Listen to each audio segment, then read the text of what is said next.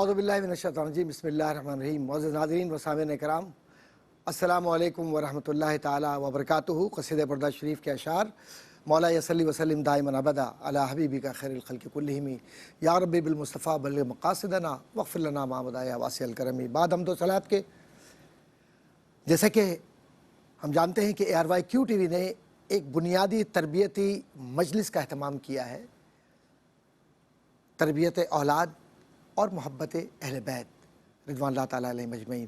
اور اس تربیت میں بنیادی طور پر ہم سب کو شامل ہونا ہے کہ اہل بیت سے ہم کیا سیکھ رہے ہیں، ان کا اسوہ حسنہ ہمیں کیا درس دیتا ہے۔ اور اس سلسلے میں جو مجلس یا محفل منعقد ہوتی ہے اس میں بچے ہمارے ساتھ ہوتے ہیں ہمیشہ۔ تو سب سے پہلے تو ان بچوں سے مخاطب ہوتے ہیں کہ بیٹا آپ لوگ تو ماشاءاللہ شروع سے رہے ہیں ساتھ میں، تو چلیں، یہ تو آپ کو معلوم ہی ہے کہ کچھ واقعات ہوتے ہیں اور ان واقعات کے ذریعے ہم کچھ سوالات جوابات کے ذریعے آگے بڑھتے ہیں۔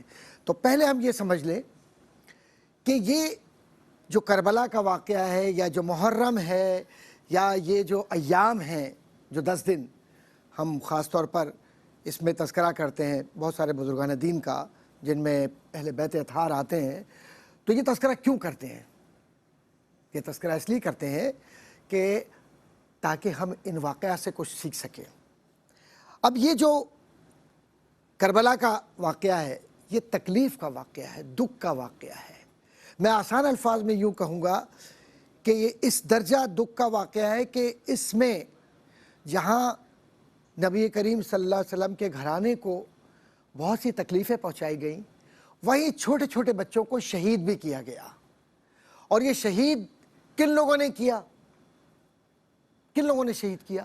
یہ ان لوگوں نے شہید کیا جو کلمہ طیبہ پڑھتے تھے۔ اور یہ کس نے کروایا، یہ کیسے ہوا یہ واقعہ، اس کو ہم مختصراً بیان کرتے ہیں جو واقعات کربلا میں ہے۔ ہوا یہ کہ ایک شخص زبردستی، جس کا کوئی تعلق دینی احکامات سے نہیں تھا، اس کا نام تھا یزید۔ کیا نام تھا؟ یزید۔ یہ ایسا بدبخت شخص تھا اور اس شخص کا کردار اتنا عجیب تھا کہ اس نے نبی کریم صلی اللہ علیہ وسلم کا جو دین ہے اس دین کے خلاف کام کیے۔ اب اگر حکمراں اچھا ہوگا تو ملک بھی اچھا ہوگا، اور اگر حکمراں ہی اچھا نہیں ہے، کردار اچھا نہیں ہے، مثلا شرابی وہ ہو، آوارگی وہ کرے، جھوٹ وہ بولے، وعدہ خلافی وہ کرے، دین پر قائم نہ رہے، نماز کی پرواہ نہ کرے اور دین کا جو اصول ہے اس کا مذاق اڑائے، تو کیا ایسا شخص مسلمانوں کے لیے قابل قبول ہو سکتا ہے؟ نہیں ہو سکتا نا۔ ایسے شخص کو ہم تاریخ کے اندر کس نام سے دیکھتے ہیں؟ یزید۔ اور پھر اس کا کہنا یہ تھا کہ جو حضور صلی اللہ علیہ وسلم کے نواسے، جن کو حضور صلی اللہ علیہ وسلم ہمیشہ محبت سے اپنی اولاد، اپنا بیٹا کہتے تھے، یہ پوری ان کی اس کی کوشش یہ تھی کہ ان سے یہ کہنا ہے کہ تم میری بیعت کر لو۔ بیعت کیا ہوتی ہے؟ بیعت کے معنی ہوتے ہیں کہ میرے ہاتھ پر، یا میں نے کسی کو اگر نومینیٹ کر دیا یا بھیجا، اس کے ہاتھ پر اس بات کا عہد کر لو کہ میں مسلمانوں کا سربراہ ہوں۔ سربراہ کا مطلب head of the state, head of the government, دونوں چیزیں میرے پاس ہیں۔ حضرت امام حسین رضی اللہ تعالیٰ عنہ نے منع کر دیا۔ اب میں آپ سے ایک سوال پوچھتا ہوں، کیوں منع کر دیا؟ کیوں منع کر دیا؟ اس لیے کہ اس کے اندر یہ ساری چیزیں جو تھی نا شریعت کے خلاف، یہ سب چیزیں موجود تھیں۔ تو امام حسین رضی اللہ تعالیٰ عنہ کیسے اس کو مان لیتے کہ ہاں یہ مسلمانوں کا سربراہ ہے؟ کیا وہ مان سکتے تھے کبھی؟ کیوں؟ کہ ان کی تربیت کس نے کی تھی؟ نبی کریم صلی اللہ علیہ وسلم نے۔ امام حسین کی تربیت کس نے کی تھی؟ نبی کریم صلی اللہ علیہ وآلہ وسلم نے کی تھی۔ اب جس کی تربیت نبی کریم صلی اللہ علیہ وسلم نے کی ہو، اور جن کے لیے اللہ کے نبی صلی اللہ علیہ وسلم نے فرمایا کہ یہ دین کی طاقت ہے، جن کے لیے یہ فرمایا کہ یہ حسین مجھ سے ہے، میں حسین سے ہوں، جن کے لیے فرمایا کہ میں حسین سے بہت محبت کرتا ہوں، اے لوگو تم بھی امام حسین سے محبت کرو۔ امام اس لیے میں نے کہا کہ ہم امام مانتے ہیں ان کو اور دل سے مانتے ہیں، ہماری روحیں، ہمارے ہماری محبتیں حضرت امام علی مقام کی محبتوں کے لیے ہیں، کیونکہ ان کے بغیر دین بچتا ہی نہیں۔ اگر وہ مان لیتے تو پھر ایسا شخص حاکم وقت بن جاتا کہ پھر ہمیشہ آوارہ لوگوں کے لیے راستے کھل جاتے، بد دین لادین خراب لوگوں کے لیے راستے کھل جاتے۔ آسان اردو میں بات کر رہا ہوں کیونکہ آپ لوگ بچے ہو نا چھوٹے چھوٹے سے۔ تو کیا پتہ چلا کہ تاریخ کا ایک برا کردار، خراب کردار کون تھا؟ یزید۔ اور ایک بہت اچھا کردار، بہت مضبوط کردار جو دین کی طاقت، وہ کردار کیا ہے؟ حسین۔ کون ہے؟ حسین رضی اللہ تعالیٰ عنہ۔ اب اللہ ان سے راضی کیوں ہوا؟ اور اللہ کیوں راضی ہے امام حسین رضی اللہ تعالیٰ عنہ سے؟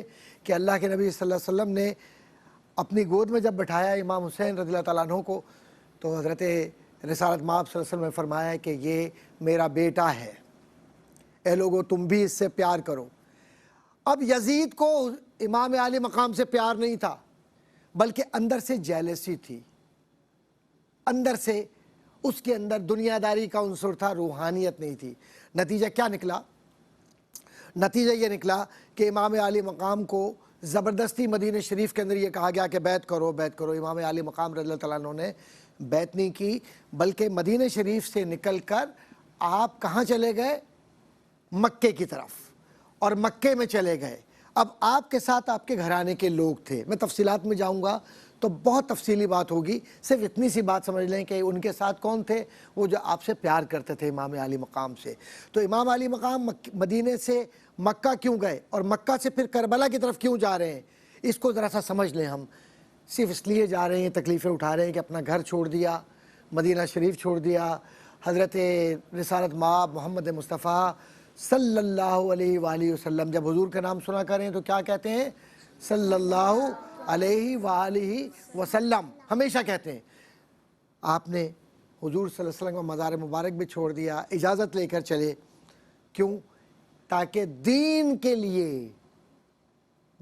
لیے طاقت بنے، اور ایسے آدمی کے ہاتھ میں ہاتھ نہ دے کہ جس کا ہاتھ شیطان کے ہاتھ میں ہے۔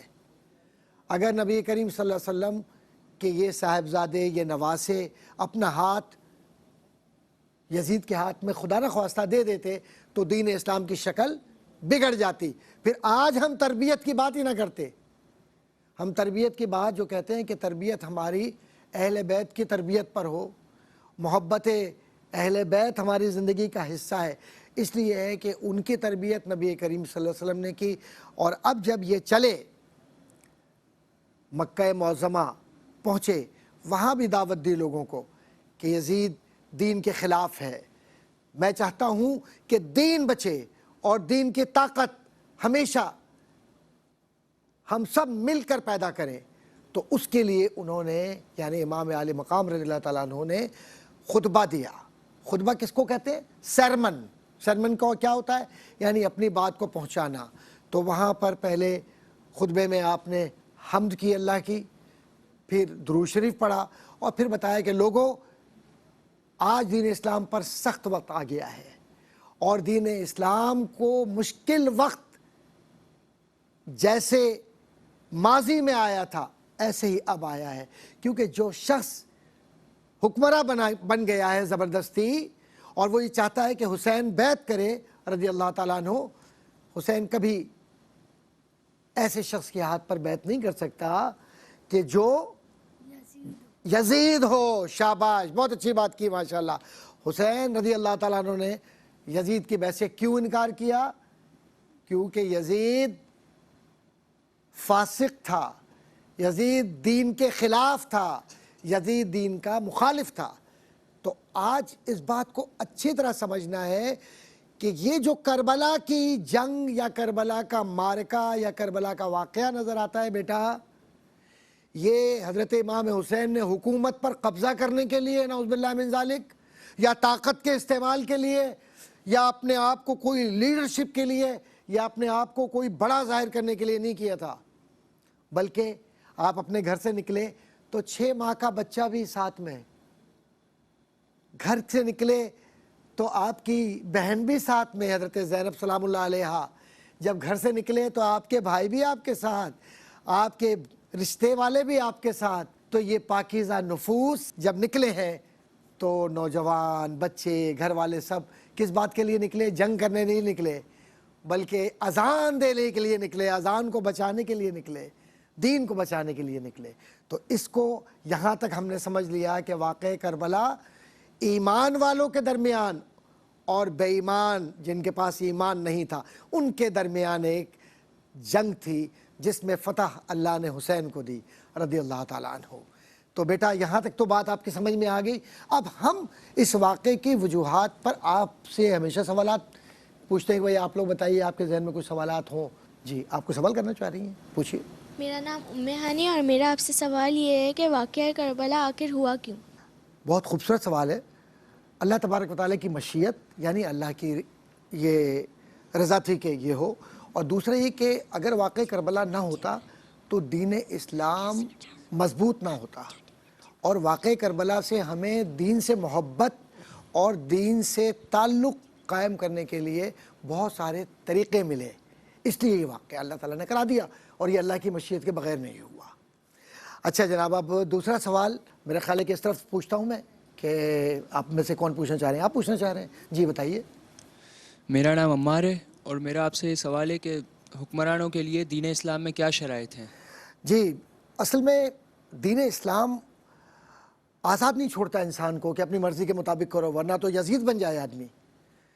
تو پہلی شرط یہ ہے کہ وہ شریعت کا پابند ہو حکمراں، دوسرا یہ کہ وہ جب حکمرانی کرے تو اللہ اور اس کے نبی کے احکامات کے مطابق عدل و انصاف قائم کرے، تیسرا یہ کہ جو حق ہے سچ ہے اس کے مطابق زندگی بسر کرے، سادہ زندگی، اور کوئی تعلق یا مراعات یا اور دوسری خواہشات دنیاوی وہ نہ رکھے، صرف اللہ کے لیے زندہ رہے اور اللہ ہی کے لیے زندگی بسر کرے۔ میرا خیال ہے کہ اس طرف بھی اچھا آپ کرنا چاہ رہے ہیں سوال؟ جی پوچھیے۔ میرا نام علی ہے۔ حضرت امام حسین عورتوں اور بچوں کے ساتھ کیوں نکلے کربلا کی طرف؟ ماشاءاللہ، حضرت امام علی مقام رضی اللہ تعالیٰ عنہ عورتوں اور بچوں کے ساتھ کربلا کی طرف اس لیے گئے کہ پہلی بنیادی بات یہ ہے کہ وہ کوئی جنگ کرنے نہیں گئے تھے، وہ تو دین کے لیے ہر جگہ تبلیغ کے لیے گئے تھے، لوگوں کو بتانے کے لیے کہ دیکھیے ایسا حکمران آ گیا ہے جو دین کے خلاف ہے، اللہ کو رسول کا جو ہے وہ مذاق اڑا رہا ہے اور جو احکامات اس کو نہیں مان رہا۔ اور بچوں اور عورتوں کو لے کر یہ اس لیے گئے تاکہ لوگوں کو یہ پتہ ہو کہ مشکل وقت پڑ جائے تو عورتیں اور بچے بھی اہل بیت اطہار کے اپنی جانوں کا نذرانہ اللہ کے راہ میں پیش کرتے ہیں۔ ٹھیک ہے، اچھا کوئی اس طرف بھی ہیں آپ لوگوں کی طرف؟ جی کیا سوال ہے آپ کا؟ میرا نام فلزہ ہے، میں یہ سوال ہونا چاہتی ہوں۔ کیا سوال؟ ہم چھوٹے بچے اہل بیت سے محبت کیسے کر رہے ہیں؟ ماشاءاللہ، ہم چھوٹے بچے اہل بیت سے محبت ایسے ہی کریں جیسے کربلا میں چھوٹے بچوں نے محبت کی تھی امام علی مقام سے، اور جب ہم ان سے محبت کرتے ہیں تو ہمیں اللہ تعالیٰ روحانیت بھی دیتا ہے، سکون بھی دیتا ہے، اور ہمارا کردار بھی اچھا ہوتا ہے۔ اور بہترین طریقہ یہ ہے کہ ماں باپ یا بڑے گھر کے اپنے بچوں کو بٹھا کر اہل بیت اطہار کی زندگیوں کے متعلق ضرور بتائیں اپنے بچوں کو کہ یہ کون تھے، انہوں نے کیا کیا، تاکہ ہمیں معلوم ہو کہ ہمیں زندہ رہنے کے لیے کیسے اہل بیت اطہار سے سبق سیکھنا ہے۔ معزز ناظرین و سامعین کرام، آج کی گفتگو کا ماحصل یہ ہے، یعنی نتیجہ یہ نکلا کہ زندگی مقصد کا نام ہے، اور مقصد یہ ہے کہ ہم اپنی تربیت اہل بیت اطہار کے اس طرز عمل کے ساتھ کریں کہ جس میں سچ کو سچ کہنا سیکھیں اور جھوٹ کو جھوٹ کہنا اور اس کا حوصلہ رکھنا اپنی زندگی کا شعار بنا لیں۔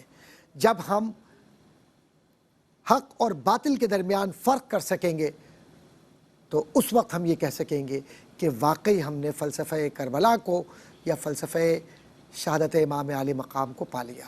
جی بیٹا، اب ان دعاؤں کے ساتھ آپ سب کو بھی میں اور اپنے بہن بھائیوں کو بھی اللہ حافظ کہوں گا۔ اللہ تبارک و تعالی ہم سب کو اسوہ اہل بیت پر چلنے کی توفیق عطا فرمائے۔ اللہ حافظ۔ السلام علیکم ورحمۃ اللہ وبرکاتہ۔